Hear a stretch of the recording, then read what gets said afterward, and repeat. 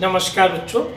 आस्था smart classes में आपका स्वागत है। जैसे मैंने आपसे प्रॉमिस किया था कि इंडेफिनिट टेंस की हम कंप्लीट करने के बाद तीन इंडेफिनिट हम कंटिन्यूस की सीरीज चालू करेंगे। और आज मैं आपके लिए कंटिन्यूस की सीरीज चालू करने जा रहा हूँ। और कंटिन्यूस में सबसे पहला टेंस में आज आपको प्रेजेंट कंटिन्यूस टेंस पढ़ाऊंगा। ठीक है, अब मैं मार्कर उठाता हूँ और आप देखिएगा, कोई भी आप आराम से उसको समझते चलिएगा। जैसे हमने डाला प्रेजेंट कंटिन्यूअस,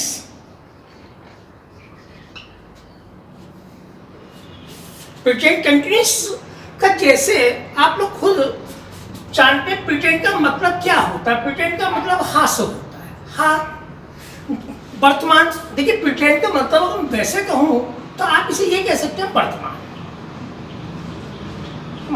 ठीक है, जब हम वर्तमान की बात करते हैं तो वो प्रेजेंट टेंस के अंदर आता है। और कोई भी प्रेजेंट क्यों ना हो, चाहे वो प्रेजेंट इंडेफिनिट हो, चाहे प्रेजेंट कंटिन्यूअस हो, चाहे प्रेजेंट परफेक्ट हो, चाहे प्रेजेंट परफेक्ट कंटिन्यूअस हो, हर समय उसके बाद हा शब्द आना कंपल्सरी होता है। ये आप लोगों को अच्छी तरीके से पता होना चाहिए। इसका मतलब क्या, हम वर्तमान समय की कोई बात कर रहे हैं। अब कंटिन्यूअस क्या होता है अपने आप में? कंटिन्यूअस का मतलब होता है किसी चीज का जारी रहना। जारी रहना मतलब कोई चीज लगातार चल रही है। जैसे मान लीजिए कोई काम पहले आरंभ हो गया है किंतु अभी भी चल रहा है, वो चीज प्रेजेंट कंटिन्यूअस के अंतर्गत आएगी। जैसे मैं आपको पढ़ा रहा हूं तो ये क्या है, मैंने पढ़ाना आरंभ कर दिया, मैं पढ़ा रहा हूं तो ये चीज जो है वो प्रेजेंट कंटिन्यूअस है। वह सो रही है, प्रेजेंट कंटिन्यूअस है। हम तुम्हारा इंतजार कर रहे हैं, प्रेजेंट। तो ये प्रेजेंट कंटिन्यूअस है। मगर इसकी पहचान सबसे पहले मैं चाहूंगा कि बच्चों को इसकी पहचान के बारे में जरा अच्छी तरीके से बताऊं। पहचान, अगर मैं इसकी पहचान करने लगता हूं तो देखिए जैसा आज तक आपको पढ़ाया गया है, पहचान में क्या पढ़ाया गया है? पहचान में पढ़ाया गया है रहा है, रही है, रहे हैं। ठीक है, आज तक आपको यह पढ़ाया गया है। किंतु अगर मैं खाली आपसे यह कहकर अपनी बात पूरी कर दूं कि पहचान का मतलब रहा है, रही है, रहे हैं, तो यह पहचान अधूरी होगी। कुछ सेंटेंस ऐसे होते हैं, जैसे आप तो जानते हैं इंग्लिश क्या है, एक भाषा है और भाषा को आपको उसका सेंस भी समझना होता है। कुछ सेंटेंस ऐसे होते हैं जो हमें ये एहसास कराते हैं कि रहा रही शब्द नहीं होता उसके बाद, फिर भी कंटिन्यूअस है। जैसे मान लीजिए मैं बैठा हुआ हूं, अब इसमें रहा शब्द तो नहीं आ रहा किंतु काम तो वो कंटिन्यू है। पहले से आप बैठ गए और बैठे हुए हैं। या सोनू सोई है, सोनू सोई, इसका मतलब क्या, सोनू सो रही है। तो कुछ चीजों को हमें सेंस में भी समझना होता है। तो हमें यह ध्यान में रखना है कि सेंस क्या कह रहा है हमसे, है ना। अब उसी चीज को अगर हम आगे लेके चलते हैं तो ठीक है। अब मैं इसके साथ आपको सबसे पहले क्या होता है, जब भी हम किसी भी चीज को चालू करते हैं टेंस बनाने के लिए, तो हमें ये जरूरी पता होना चाहिए उस टेंस की हेल्पिंग वर्ब क्या है। तो सबसे पहले आप इसमें अब देखिए हेल्पिंग वर्ब। अगर मैं कहूं हेल्पिंग वर्ब, देखिए इसकी जो हेल्पिंग वर्ब होती है वो बनती है बी से। बी से इसके हेल्पिंग वर्ब तीन बनती हैं। बी की ये फॉर्म बनी और देखिए इसकी हेल्पिंग वर्ब मैं इस तरीके से लेके जाऊं आपके लिए, तो आप बहुत अच्छी तरीके से समझ पाएंगे कि वो क्या है। देखिए इज, एम, आर, ये तीन इसकी हेल्पिंग वर्ब होती है। अब होता क्या है, अगर मैं इसको यहाँ ब्रैकेट में लिख दूं आपके लिए, singular third person, singular third person, ठीक है। सब्जेक्ट कैसा होगा, वो सब्जेक्ट सिंगुलर थर्ड पर्सन होना चाहिए। उसके साथ आपका क्या आएगा, ये वर्ब आती है। मतलब सिंगुलर थर्ड पर्सन के साथ अगर आप लगाएंगे तो वो क्या आएगा, आपका जो है इज आएगा। जैसे फॉर एग्जाम्पल वह, लड़का, लड़की, नाम, ये चीज कैसे आप सिर्फ थर्ड पर्सन में लिखो, फिर भी थोड़ा सा आप लोगों के लिए सुविधा हो जाएगी। जैसे मान लीजिए सपोज करो मैंने कहा ही, सी, इट, नेम, दिस, दैट, तो ये क्या है, ये सब के सब सिंगुलर प्रोनाउन में कहलाते हैं। और इनके साथ हम जब भी चालू करेंगे तो हम क्या लगाएंगे, इनके साथ। अगर मैं दूसरे, आप इसको इस तरीके से समझ लीजिएगा, अगर ये तो आपने देख ही लिया, इसको आप ये समझिए, इनके साथ जब भी आएगा वो आपकी हेल्पिंग वर्ब इज होगी। जैसे मान लीजिए वह लड़की बाजार जा रही है, तो that girl is going to market, तो क्या लगाया आपने, दैट है मगर क्या, वह लड़की, तो ये क्या हो गया, सिंगुलर आपका हो गया। तो सिंगुलर थर्ड पर्सन में आप समझ गए इसको बहुत अच्छी तरीके से आप समझ। अब इसी तरीके से अगर हम आगे चलते हैं तो एम कहाँ आता है, केवल आई एक ऐसा वर्ड है, आई ऐसा सब्जेक्ट है आपका जिसके साथ आपको एम लगाना है। तो अगर आप वैसे समझें तो आई के साथ क्या आता है, एम, आई के साथ आपको एम लगाना है, इसकी हमेशा हेल्प होगा।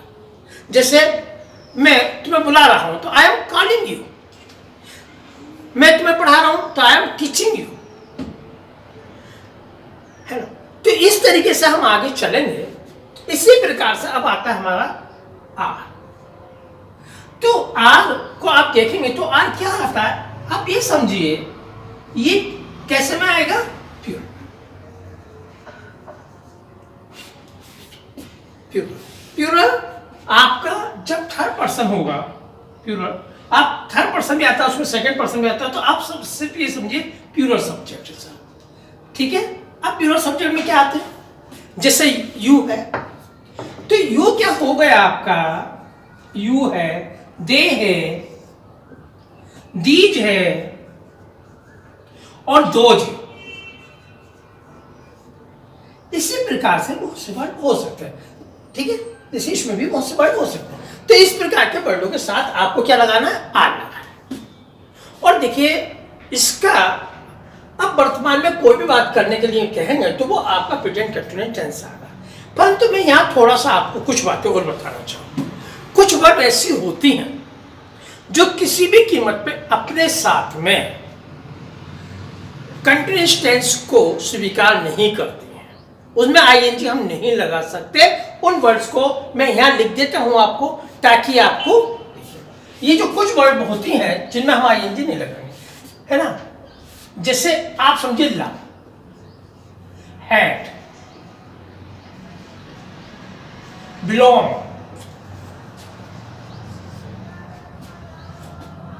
है, ये वर्ब कुछ ऐसे वर्ब हैं जिसमें आप आईएनजी नहीं लगाएंगे, जिसमें आप आईएनजी नहीं लगाएंगे। और है में थोड़ा सा और कंफ्यूजन हो जाता है यहाँ पे, मगर बेटा मैं एक एक चीज आपको क्लियर करना चाहूंगा। देखिए ऐसा ना, आपका मकसद सिर्फ ये नहीं है कि आपको कंटिन्यूअस टेंस सीखना, खाली स्पोकन आपका मकसद नहीं है। क्योंकि मेरी क्लास में बहुत से बच्चे वो भी इस वीडियो को देखना पसंद करेंगे जो एसएससी का एग्जाम देंगे, जो बाकी कॉम्पिटिटिव एग्जाम देते हैं। तो जो कॉम्पिटिटिव एग्जाम देते हैं उनको ये सब बातें भी पता होना चाहिए, क्योंकि एग्जाम में ऐसी चीजें डाली जाती हैं, ठीक है। वैसे तो ये आपका, अगर मैं मोटे तौर पे भी बताऊं तो ये आपके 40 वर्ड्स बैठते हैं, पर 40 वर्ड्स सब यहाँ पे एकदम से एक्सप्लेन करना पॉसिबल नहीं हो पाएगा, मगर फिर भी जो बहुत इंपॉर्टेंट है वो वर्ड मैं आपको बताता हूँ।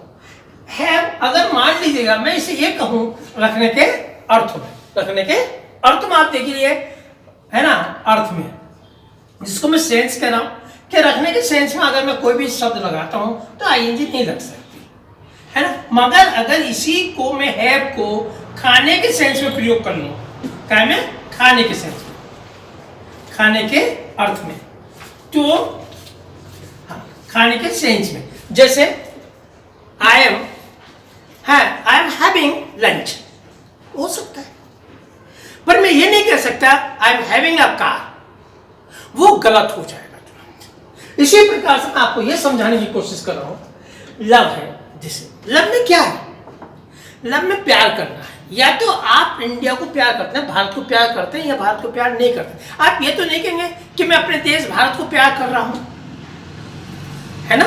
इसी प्रकार से है, या तो आप किसी से नफरत करते हैं या आप नफरत नहीं करते, दो ही चीज होती है।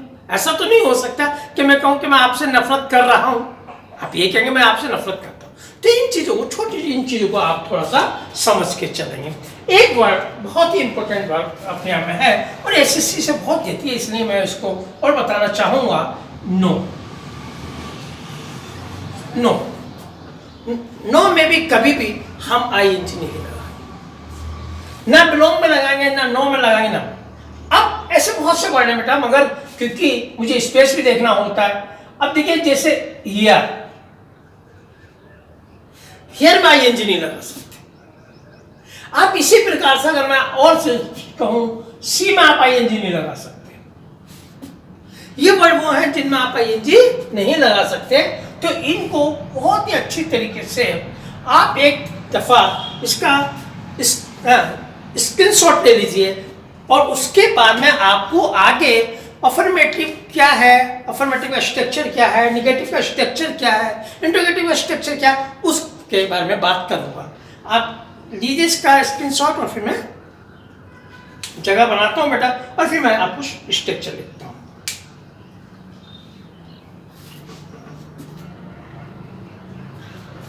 ठीक है, मुझे पूरा विश्वास है कि आपने स्क्रीनशॉट ले लिया होगा। अब मैं इसको साथ, और फिर भी बेटा आप लोगों के डाउट्स ना हो, इसलिए मैंने आपके लिए अपना कॉन्टैक्ट नंबर नीचे लिखा रखा।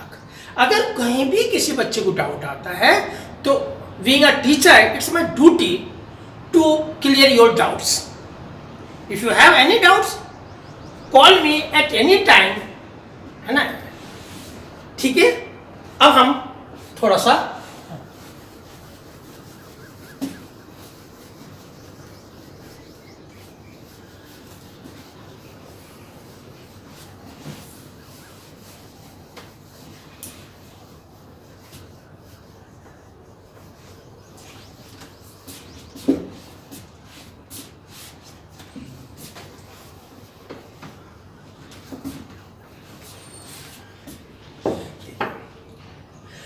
आपको सबसे पहले अफर्मेटिव का स्ट्रक्चर लिखता हूं और फिर उनके सेंटेंस में डालूंगा ताकि आपको एक ही सेंटेंस क्लियर होता जाए। अब हम जब अफर्मेटिव का स्ट्रक्चर लेके चलते हैं तो क्या स्ट्रक्चर है, सबसे पहले तो आप ये जानने की कोशिश तो करें कि अफर्मेटिव क्या है। अफर्मेटिव का मतलब क्या, अफर्मेटिव सेंटेंस क्या है ये अफर्मेटिव सेंटेंस? इसका मतलब होता है सकारात्मक वाक्य। क्या मतलब होता है? सकारात्मक वाक्य। ठीक है, अब सकारात्मक वाक्य क्या होता है? सकारात्मक वाक्य वो वाक्य होते हैं जिसमें ना तो नोट लगा हुआ होगा और ना ही उसमें क्या शब्द या प्रश्नवाचक शब्द होगा, अर्थात ना तो वो निगेटिव की बात कर रहा होगा और ना ही कोई इंटरोगेटिव वर्ड उसके अंदर होगा। उनको हम जो है सकारात्मक वाक्य। अब इसका स्ट्रक्चर क्या होता है सकारात्मक वाक्यों का? अगर स्ट्रक्चर देखिए, सबसे पहले आपको लगाना है सब्जेक्ट, उसके बाद आपको is am are plus main verb की फॉर्म में आईएनजी। मेन वर्ब की जो आपकी फॉर्म है उसमें आईएनजी और फिर आपको लगाना है ऑब्जेक्ट। ये आपका इसका स्ट्रक्चर होगा।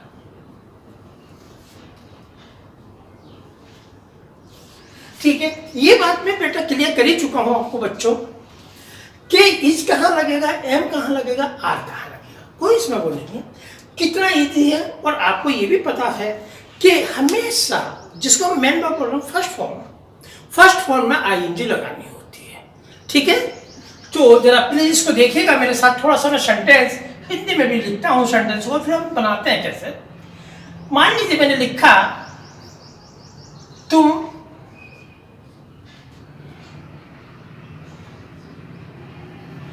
मुझे तंग कर रहे हो। क्या लिखे? तंग कर रहे हो, कर रहे हो। तो देखिए जब बात ये आती है तुम मुझे तंग कर रहे हो, तो देखिए क्या होता है। अब ये आपका क्या है अपने आप में, ये आपका है सब्जेक्ट, और तंग करना क्या है? वो वर्ब है। वो क्या है? तंग करना क्या हो गया? यहां से लेकर यहां तक ये सब वर्ब हो गई, राइट। अच्छा, अब मुझे क्या है? ये आपका ऑब्जेक्ट हो गया। तो ये वर्ब, ये आपका सब्जेक्ट, ये आपको कुछ क्लियर हो जाए। तुम मुझे तंग कर रहे हो, तो अब भाई तुम की अंग्रेजी में क्या होगी? यू। ठीक है, अब यू के अनुसार ये जवाब में से क्या लगाएंगे हम? आर। तो यू आर डिस्टर्बिंग मी। देखिए डिस्टर्बिंग की प्रयोग भी कर सकते हैं, टीजिंग की भी कर सकते हैं। किसी बच्चे को तंग कर रहे हैं तो टीजिंग कर सकते हैं। तो यू आर डिस्टर्बिंग। तो ये बिल्कुल क्लियर है आपको, है ना। अब इसी प्रकार से अगर हम और सेंटेंस डालें, है ना। अब हमने डाला वह लड़की, है ना, तुम्हें देख रही है, तुम्हें देख रही है। ठीक है, अब आप ये देखिएगा वह लड़की तुम्हें देख रही, तो अब इसका सब्जेक्ट क्या हुआ? इसका सब्जेक्ट आपका हुआ वह लड़की। देखना क्या हुआ? ये हुई आपकी वर्ब, और तुम्हें क्या हुआ? ये हुआ आपका ऑब्जेक्ट। ठीक है, आपने ये लिख दिया। ठीक, अब आप वह लड़की की अंग्रेजी क्या लिखेंगे? That girl. तो क्या हुआ?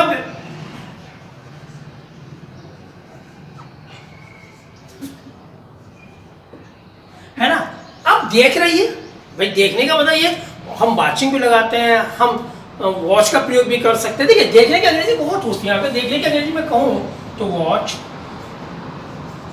देखने की अंग्रेजी सी, लुक और बीहोल्ड। बीहोल्ड ये भी तो देखनी है, मगर इनमें कुछ तो अंतर है। क्या अंतर है? देखिए वॉच जो होता है ना, वो किसी पे निगाह रखना होता है, वो किसी पे निगाह रखना, से एक सामान्य तौर पे देखना। पर लुक का मतलब होता है गौर से। गेज, अरे भी आप कैसे भूल जाएंगे? गेज माने भी तो देखना ही है। स्टेयर माने भी क्या है? तो देखना है। स्टेयर भी तो देखना है। तो मगर अंतर क्या है? अब यहाँ पे मेरा बच्चा क्या लगाए ये बात तो बच्चों को, तो इसमें हमें क्या लगाना है? वॉच हम नहीं लगाए, क्योंकि वॉच का मतलब होता है किसी पे निगाह रखना। क्या आप देख रहे हैं कि भाई इसकी क्या हरकतें हो रही है, क्या करने जा रहा है इंसान। कैसे चौकीदार होता है वो क्या करता है? वॉच कर रहा होता है कि यार ये जो इंसान खड़ा हुआ है ये बिल्डिंग की तरफ देख रहा है, तो ये क्या करेगा, इसके इरादे क्या है, तो वो वॉच हो। अच्छा, सीमा इंजी लगाते नहीं, ये बात मैं अभी कह चुका हूँ आपसे, तो इसलिए सी तो आप लगा नहीं सकते। अब बात आता है बी होल्ड क्यों नहीं लगाएंगे? तो बी होल्ड में क्या होता है? वो अक्सर जैसे माँ बाप का प्यार होता है इस तरीके के प्रेम की निगाहों से देखना, मगर वो भी विशेषकर बड़े लोग जब बच्चों को प्रेम की निगाह, तो हम उसमें बी होल्ड लगाते हैं। गेज और स्टेयर बेटा ये एक ऐसा वर्ड है जो अच्छे सेंस में नहीं होता, ये टकटकी लगा के देखना होता है, घूरना होता है। एक तरीके से आप जिसकी तरफ नहीं, वो हाँ कहीं ना कहीं अनकंफर्टेबल महसूस कर रहा है, तो वैसे भी कहते हैं टकटकी लगा के देखना या गेज करना अच्छी बात नहीं होती है। तो आपको इसमें लगाना है लुक, क्योंकि कहते हैं ना किस पे टकटकी लगा के वैसे देखना। जैसे मैं भाई बॉल की तरफ देखिए, तो मैं क्या कहूँगा? लुक एट द बॉल, है ना। तो मैं कहूँगा that girl is looking at you, और लुक के बाद एट लगाते हैं हम, इसका थोड़ा सा ध्यान रखिएगा आप।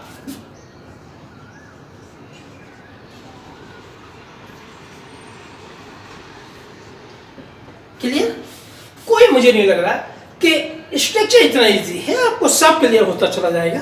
अब इसी तरीके से हम आपको थोड़ा सा इसमें निगेटिव का सेंटेंस में डालता हूँ, वो निगेटिव से आपको समझाने की कोशिश करता हूँ। अच्छा, आप मान लीजिए अगर बाई चांस आई आ गया तो आई का भी एक सेंटेंस में दे देता हूँ, एम का प्रयोग भी थोड़ा सा आपको पता चल जाए, नहीं तो कुछ बच्चे सोचेंगे सर ने एम का बाद में नहीं बताया। तो जैसे मान लीजिए बहुत इजी सेंटेंस मैं आपको पढ़ा रहा हूँ, अरे मैं अगर ये सेंटेंस डाल दूँ, मैं आपका, मान लो मैं आपका इंतजार कर रहा हूं। अब मैंने अगर ये लिख दिया मैं आपका इंतजार कर रहा हूं, तो इसमें आप ये देखिएगा ना कि किस तरीके से हमने इसका प्रयोग किया है। भाई मैं क्या है आपका सब्जेक्ट, ठीक है, और इंतजार करना क्या हो गया, यहां से मैं आपको पूरी बार उठाऊंगा, ये इंतजार करना क्या हो गया, ये हो गई बार, और किसका इंतजार कर रहा हूं, आपका। देखिए ये मैंने जान बुझकर सेंटेंस इसलिए डाला भी है, जरा देखो इसको। अब आपने इसका लाया आई, ठीक है, तो आई एम वेटिंग, और किसके, for you, I am waiting for you. तो ये बात ध्यान रखने के लिए मैंने बेटा और डाला है कि वेट के बाद हमेशा फॉर शब्द का प्रयोग करें। पर एसएससी आपको एक जगह कंफ्यूज करती है, ध्यान रखना, वेट के बाद फॉर आगा, मगर अगर ए वेट कर दिया उसने वेटिंग, तो इसके बाद फॉर नहीं आता, ये ध्यान रखना। ए वेटिंग यू, या भी ये सेंटेंस में ऐसे भी बना सकता हूं, आई एम, दोनों देखो, I am waiting for you, मैंने यहां फॉर लगाया, और यहां पे मैंने क्या कर दिया, आई एम अवेटिंग यू। तो इसमें मैंने आपको क्या क्लियर करने की कोशिश की है, कोशिश मैंने ये की है कि वेट के बाद फॉर लगाओ और ए वेट के बाद फॉर मत लगाओ। और ये विशेषकर छोटी छोटी बात मैं क्यों बता रहा हूँ बेटा, खाली स्पोकन के लिए, क्योंकि देखिए आप स्टूडेंट हैं, और स्टूडेंट होने के नाते आपका टारगेट खाली स्पोकन ही नहीं हो सकता, आपका टारगेट एग्जाम निकालना भी होता है, और जब एग्जाम निकालना होता है तो ये छोटी छोटी बातें आपको बाद में एग्जाम में बहुत हेल्प करती है, ठीक है, ध्यान रखिएगा। अब हम इसका निगेटिव को मैं थोड़ा स्ट्रक्चर बताता हूँ बेटा, थोड़ा मुझे जगह करता हूँ, और निगेटिव का स्ट्रक्चर बताने के लिए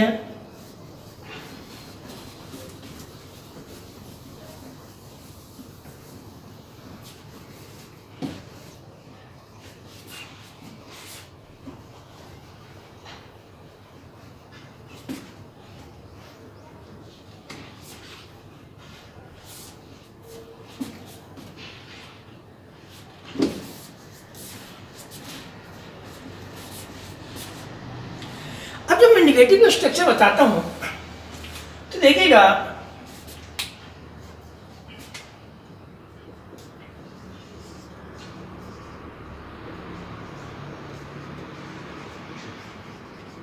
निगेटिव सेंटेंस।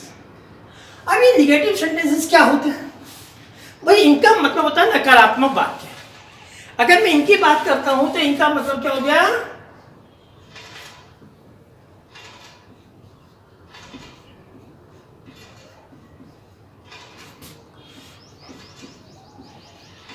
नकारात्मक वाक्य, ठीक है। अब नकारात्मक वाक्य क्या होता है, नकारात्मक वाक्यों का मतलब होता है जिसमें नोट, ठीक है ना, वो। तो इसके स्ट्रक्चर में देखिए कुछ नहीं करना, क्या देखना है, सब्जेक्ट है। अब आपको is, am, are plus not, क्या लगाना है, नोट, और नोट के बाद आपकी जो मेन वर्ब होगी, तो मेन वर्ब में आपको क्या लगाना है, आईएनजी, और फिर आपका ऑब्जेक्ट आ गया, ये आपका स्ट्रक्चर हो गया। तो अगर आपने इसको नोटिस किया होगा कि आप अगर इसको नोटिस करना है तो क्या क्या नोटिस किया आपने, क्या नोटिस किया आपने, सिर्फ ये नोटिस किया कि पहले मैंने नोट नहीं लगाया था और अब पे मैंने नोट लगाया, यही तो है निगेटिव में।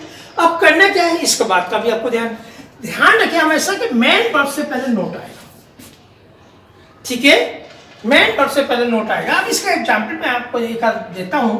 अब इनका एग्जाम्पल में अगर मैं दूं कि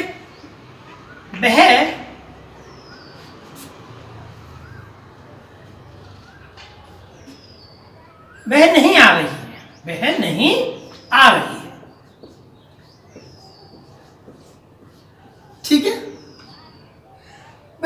अच्छा नहीं आ रही, तो अब आप मुझे ये बताओ, वह नहीं आ रही है तो क्या अंग्रेजी बनाएंगे इसे? ये क्या हुआ आपका, ये क्या हुआ, ये आपका सब्जेक्ट हुआ, और इस पे आप लिख लीजिए सब्जेक्ट, ताकि आपको पहचान पड़ जाए सब्जेक्ट। और आना क्या हुआ, वर्ब, आना क्या हुआ, वर्ब, ठीक है। अब रही शब्द है तो रही में आईएनजी लगेगा, ये क्लियर बात है। स्ट्रक्चर के अनुसार चलो, वह नहीं आ रही, वह, अब लड़की है तो लड़की के दिए हुई अंग्रेजी क्या होती है, she is not coming, she is not coming, बिल्कुल क्लियर।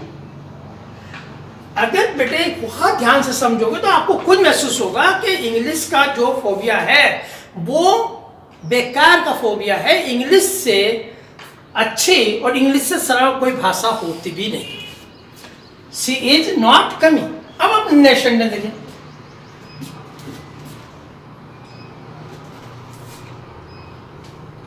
गुरुजी नहीं पढ़ा रहे हैं, नहीं पढ़ा रहे हैं, है ना, गुरुजी नहीं पढ़ा रहे हैं। तो ऐसे केस में आपको क्या करना पड़ेगा? अब गुरुजी के लिए हम देखिए, हमारी हिंदी भाषा जो होती है वो बड़ा ही रेस्पेक्टेड लैंग्वेज होती है, पर इंग्लिश में हम टीचर ही लिख देते हैं, उसमें जी शब्द नहीं लगाते हम लोग। तो क्या लिखेंगे हम, है ना, इज नॉट टीचिंग,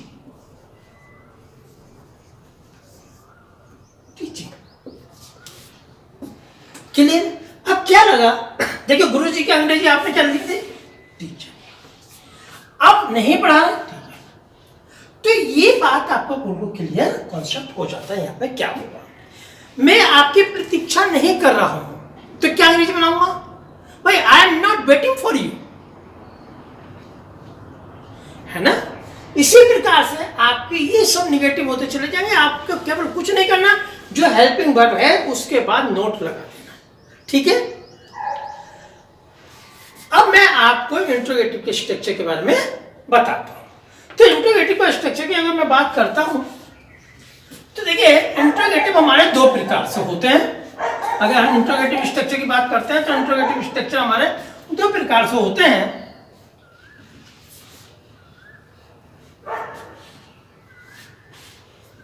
निगेटिव के स्ट्रक्चर में, निगेटिव के स्ट्रक्चर में बेटा कोई परेशानी मुझे नहीं लग रहा कि रह गई होगी, फिर भी मैं एक दो सेंटेंस आपको और बोल के बताता हूं। वे नहीं आ रहे हैं तो दे आर नॉट कमिंग, है ना। ये लड़की मुझे नहीं पढ़ा रही है, तो this girl is not teaching me, है ना। तुम मेरी सहायता नहीं कर रहे हो, तो you are not helping me. तो क्लियर, बिल्कुल एकदम से सब क्लियर हो गए होंगे। अब मैं इंट्रोगेटिव सेंटेंसेस डालता हूं और उसका स्ट्रक्चर लिखते हुआ आपको बताता हूं कि क्या कैसे करना है। देखिए थोड़ा टाइम लग रहा है, मगर आपको क्लियर होगा। उससे कोई फायदा नहीं कि पता चला मैं सब बता दूं और आपको समझ में ना आए, तो उसका कोई फायदा नहीं स्ट्रक्चर। तो आप इसको आराम से देखिए। आप देखिए इंट्रोगेटिव, इंट्रोगेटिव सेंटेंसेस। अब जब हम इंट्रोगेटिव सेंटेंस का मतलब क्या हो गया, प्रश्नवाचक वाक्य। भाई यही तो कहना चाह रहा हूं, प्रश्नवाचक वाक्य। अब प्रश्नवाचक वाक्य में तुम्हें एक, आप बहुत अच्छी तरीके से बताऊंगा, प्रश्नवाचक वाक्यों में मार्क ऑफ इंट्रोगेशन सबसे बड़ी चीज होती है। पहली बात तो आप कैसे पहचानें, तो मार्क ऑफ इंट्रोगेशन। प्रश्नवाचक वाक्य भी हमारे दो तरीके के होते हैं। एक बेटा वो वाक्य होते हैं हमारे जिसमें हम यस या नो से हम रिप्लाई दे सकते हैं, और ऐसे वाक्यों के शुरू में क्या शब्द आता है। और एक वो होते हैं जो डबल इंट्रोगेटिव होते हैं। अब सबसे पहले मैं आपको उन प्रश्नवाचक के बारे में बताता हूं जिसमें क्या शब्द शुरू में आएगा, उसका स्ट्रक्चर क्या होगा, देखिएगा, है ना।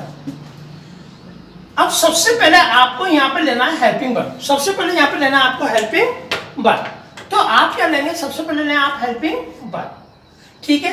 अब हेल्पिंग वर्ब आ गया, उसके बाद आपको लेना है सब्जेक्ट। और सब्जेक्ट भी जब आ जाएगा तो आपको मेन वर्ब में क्या लिखना है, आईएनजी, और फिर क्या लिखना है, ऑब्जेक्ट। मगर मैं लगातार कह रहा हूं मार्क ऑफ इंटरोगेशन जरूरी है, मार्क ऑफ इंटरोगेशन जरूरी है, क्योंकि ये एग्जाम में काउंट करता है, ये एग्जाम में काउंट करता है,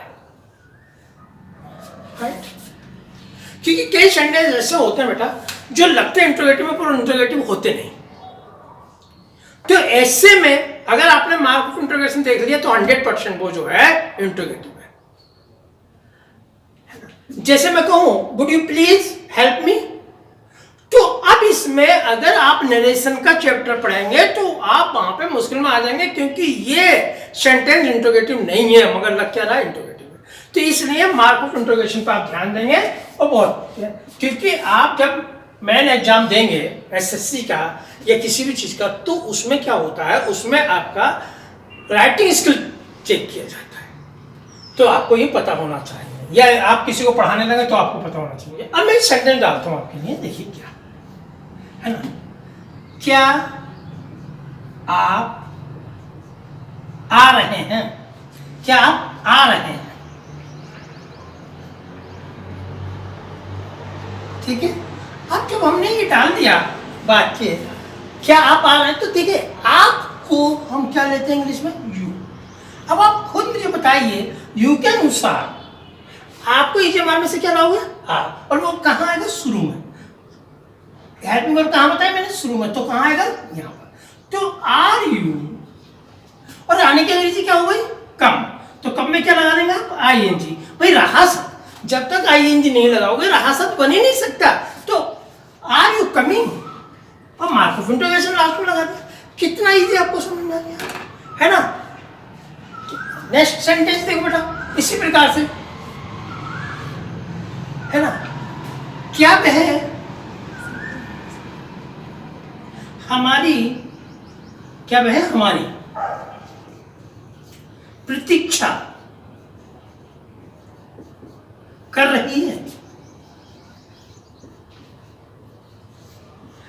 अब आप ये देखिएगा, देखिए क्या वह हमारी प्रतीक्षा कर रही है, तो वह क्या है, वो लड़की, और इसके लिए क्या आएगा, सी। तो अब जब सी आएगा तो उसके अनुसार इस जमान में से एक चीज लगाना, स्वाभाविक बात है ये आएगा। तो इज, शी, इसी, और क्या क्या कर रही है, प्रतीक्षा। तो प्रतीक्षा करना क्या हो गया, ये वर्ब हो गई ना आपके, और ये आपका सब्जेक्ट हो गया। तो इसी, वेटिंग, और किसकी, हमारी, तो फॉर अस। लीजिए साहब, बन गया इजी सेंटेंस। कोई किसी प्रकार का डाउट है तो बताइए, एकदम से क्लियर होता चला जा रहा है ना बच्चों। अब देखिए आगे, देखिए बच्चों, है ना। अब हम अगर एक सेंटेंस डालें और देखिए, क्या बे, क्या बे आ रहे हैं, आ रहे हैं।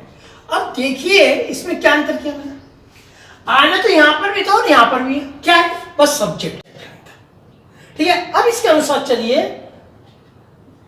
Are they coming, are they coming, clear. इसी प्रकार से चलें। अब हम आपको डबल इंटरोगेटिव क्या होता है उसके बारे में जरा बताता हूं। मैं डबल इंटरोगेटिव का थोड़ा सा स्पेस करता हूं और आपको बताता हूं, स्ट्रक्चर में भी कोई ज्यादा अंतर नहीं आएगा डबल इंटरोगेटिव का।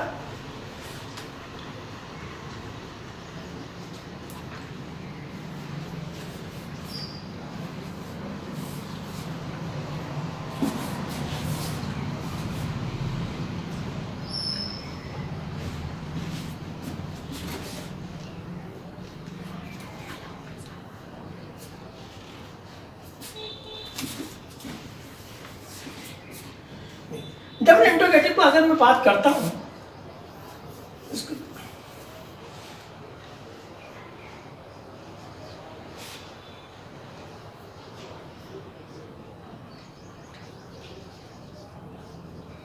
सेंटेंसेस क्या होते हैं।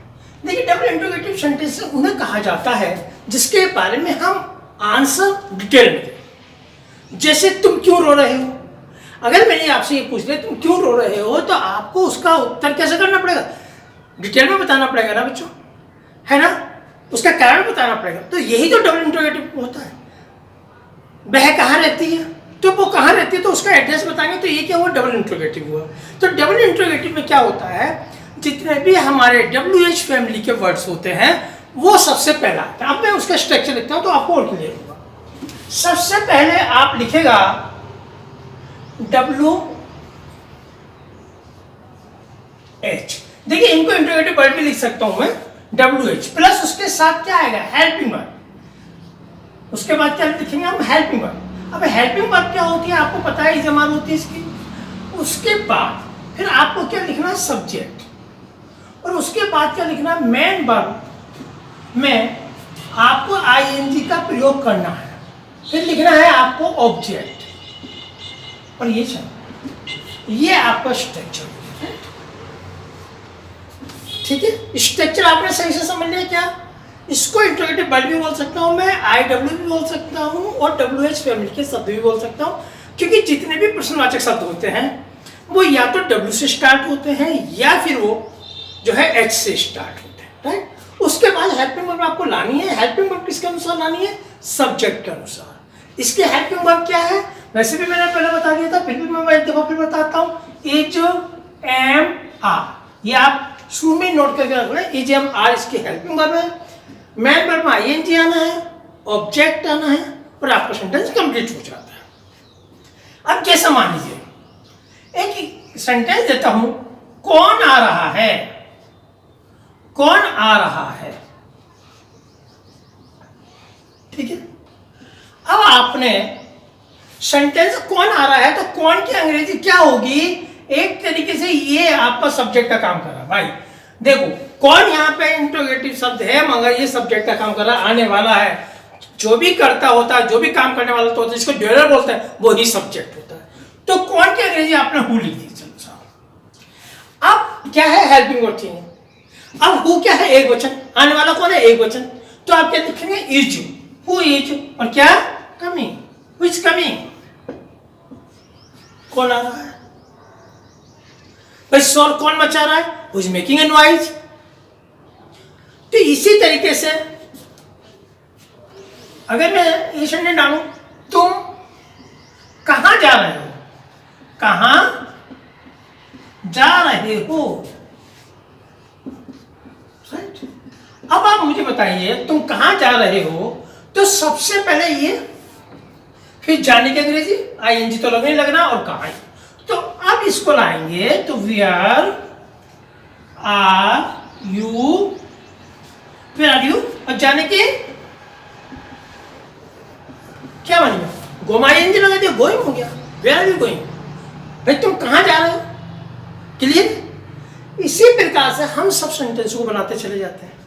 तो आपको केवल स्ट्रक्चर समझना है, सेंटेंस बहुत ईजी आते हैं। जैसे तुम क्या पढ़ रहे हो, तो व्हाट आर यू रीडिंग। तुम क्या पढ़ा रहे हो, व्हाट आर यू टीचिंग। वह क्या कह रही है, व्हाट इज शी सेइंग। तुम मेरे बारे में क्या कह रहे हो, what are you saying about me. तुम ऐसा क्यों कह रहे हो, है ना। तो क्यों की अंग्रेजी क्या होगी, why are you saying so, है ना। तुम मेरा अपमान क्यों कर रहे हो, तो why are you insulting me. Clear बच्चों। इसी प्रकार से एक सेंटेंस आपको क्लियर। सब टेंस, देखिए टेंस में मैं लगातार कह रहा हूं, टेंस की एक्सरसाइज में मैं कभी भी जल्दबाजी नहीं करूंगा, बीच में डिसकंटिन्यू ना हो। मैं हर दूसरे दिन आपके लिए अपलोड करता जाऊंगा ताकि आप उनकी एक्सरसाइज भी करते रहें। फिर इनके बाद में एक्सरसाइज डालूंगा ताकि आपको सब क्लियर होता जाए। इसके साथ ही आपका स्पोकन क्लासेस भी हम जो है चालू करवाएंगे, है ना। तो इसको आप बहुत बारीकी से देखें, आपके स्पोकन में भी, आपके राइटिंग में भी, आपका कंपटीशन क्लासेस में भी काम देगा, ठीक है। अब मुझे पूरा विश्वास है कि ये देखने के बाद आपको वीडियो, इसका कोई भी किसी भी प्रकार का प्रेजेंट कंटिन्यूअस का कोई डाउट नहीं रहा होगा।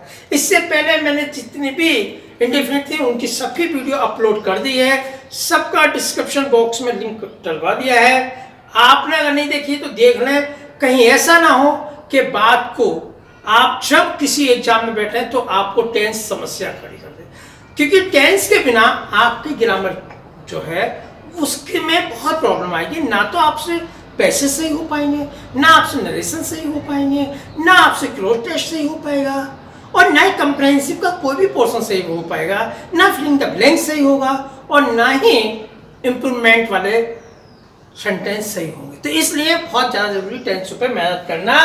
आप और हम दोनों मिलकर मेहनत करते हैं और सेंटेंसों को हम सही करते हैं। तो आपको ये वीडियो बिल्कुल पसंद आई होगी, आप इसे लाइक करें, अपने मित्रों के साथ शेयर करें, और न्यू व्यूअर अगर इससे पहले आपने चैनल सब्सक्राइब नहीं किया तो चैनल भी सब्सक्राइब करें, ताकि हर वीडियो आपके टाइम टू टाइम पहुंचती चली जाए। ठीक है बेटा, God bless you, thank you बेटा।